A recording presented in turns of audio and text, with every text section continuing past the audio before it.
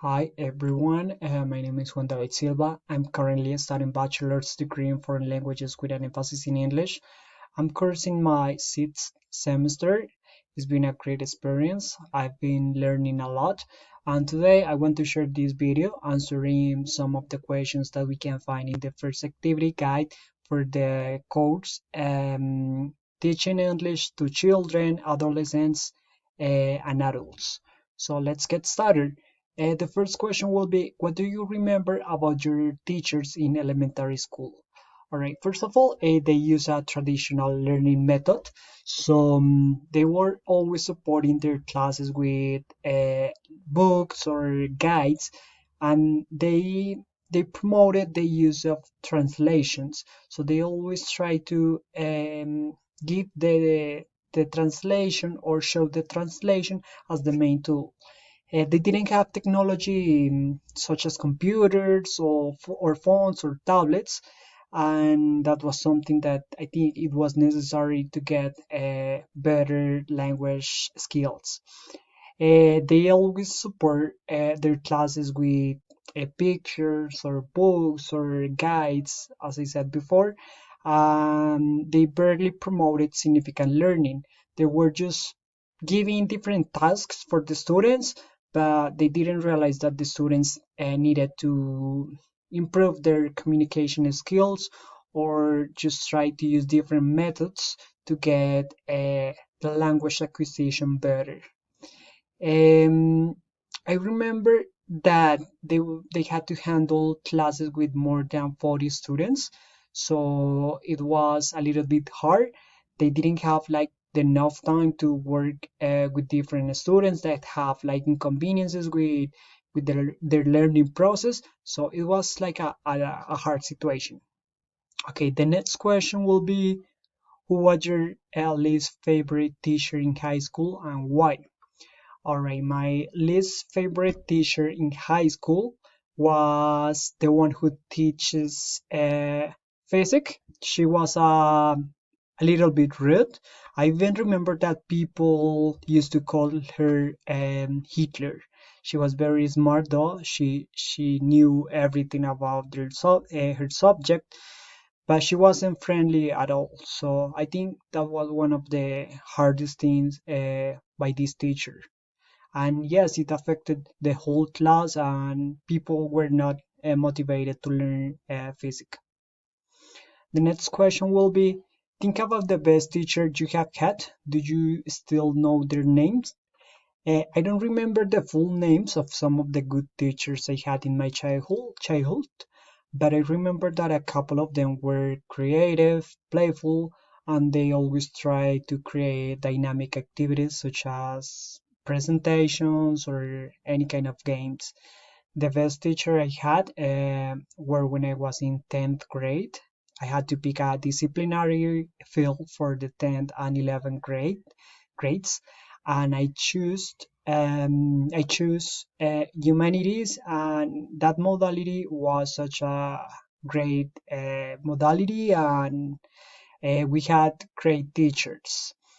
I even studied French, which is it was a little bit uh, different from what the studies or the subjects the public institutes had in the past. So it was really great. However, I will say that the best teacher I have had is Professor Jimena Linares.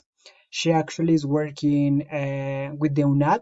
She was my teacher last semester for foreign language acquisition and learning, and she was very supportive, friendly, and understanding. I learned a lot through the SAPEX, and she helped me to answer some questions that I had throughout the process.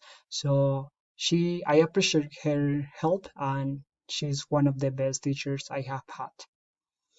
Okay, let's move on to the next question, and it will be, why were they good teachers? How did they influence your life?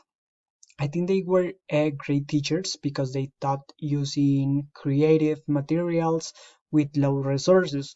We know that in the past, teachers didn't have like enough resources or materials. They were always trying to make the best for their students. But yes, it was a complex situation.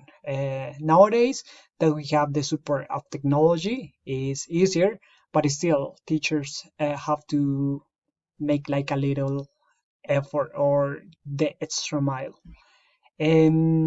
By the way, they knew a lot about their subjects, and they were teaching with great attitudes, and that was something that I liked. They always also answered the students' questions, and that's something that I appreciate by teachers. The next question will be, what do you see as the major challenges facing teachers today? All right, I think the challenges that we have today are creating inclusive environments for all the students. We know that every day our world is changing, so we have different students with special needs or with different conditions, or they just feel different from the rest of the people. So we have to be inclusive, and that's one of the major challenges. The learning gap between urban and rural students. We know that, for example, urban students have the opportunity to have technology or different materials on the internet.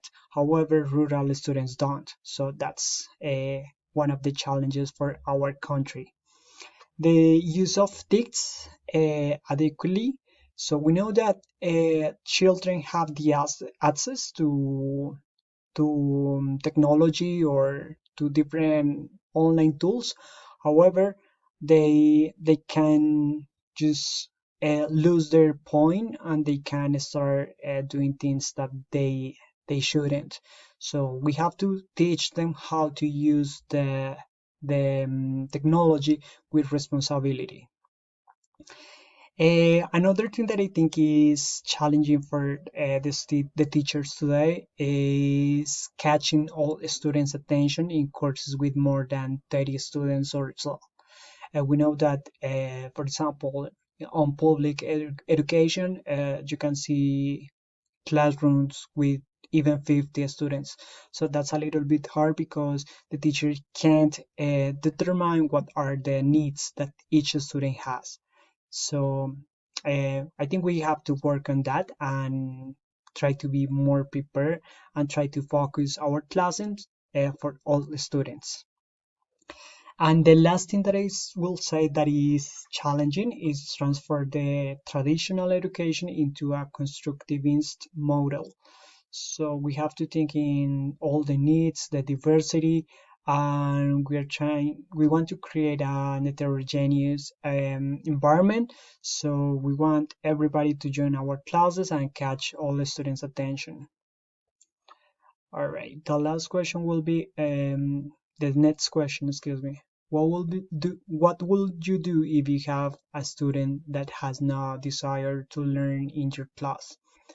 All right, first, I will try to talk to them to understand what's going on and why they're not interested in learning English. Once I know the main reason, I will start to create a plan that can face their learning needs. I will show the subject with love and creative so they can be more connected to acquiring a foreign language. So we have to work in the students' motivation. I think that's the main thing. And yes, actually that was the last question. So thank you so much for watching this video, and goodbye.